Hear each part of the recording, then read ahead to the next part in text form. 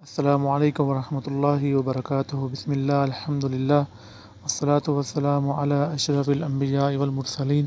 نبینا محمد وعلی آلہ واصحابہ اجمعین، اما بعد۔ آج ہمارا کتاب توحید سے 7واں بیان ہے۔ پچھلے بیان میں ہم نے کہا تھا کہ ہم بندوں پہ اللہ کا کیا حق ہے اور اللہ پہ ہم بندوں کا کیا حق ہے۔ تو وہ کیا تھا کہ ہم اللہ کی عبادت کریں، اس کے ساتھ ہم کسی کو نہ کریں شریک، اور اللہ رب العزت ایسے لوگوں کو کہ جنہوں نے اللہ کے ساتھ کسی کو نہیں بنایا شریک، جو ہے اللہ رب العزت ان کو عذاب سے بچائے۔ ہاں، اس میں ایک بات یاد رہے، ہو سکتا ہے کہ ایسے لوگ کہ جو تھے تو اہل ایمان، اہل توحید تھے، اللہ کو ایک مانتے تھے، لیکن ساتھ میں ان سے غلطیاں بھی ہوئیں،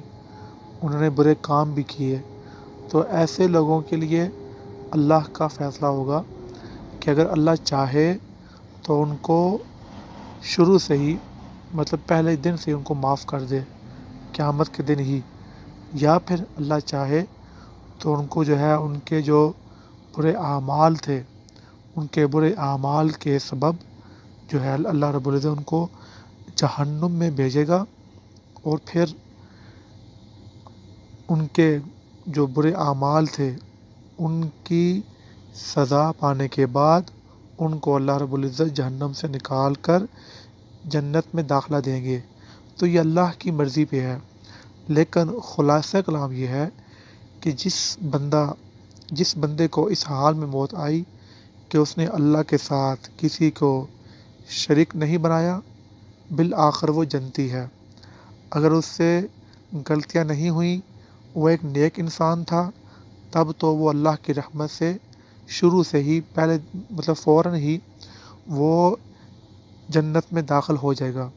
لیکن اگر ہے تو توحید پرست مسلمان، لیکن یہ ہے کہ اسے بہت ساری غلطیاں ہو گئی ہیں، برے اعمال ہو گئے ہیں، تو وہ اللہ کی مرضی پہ ہے،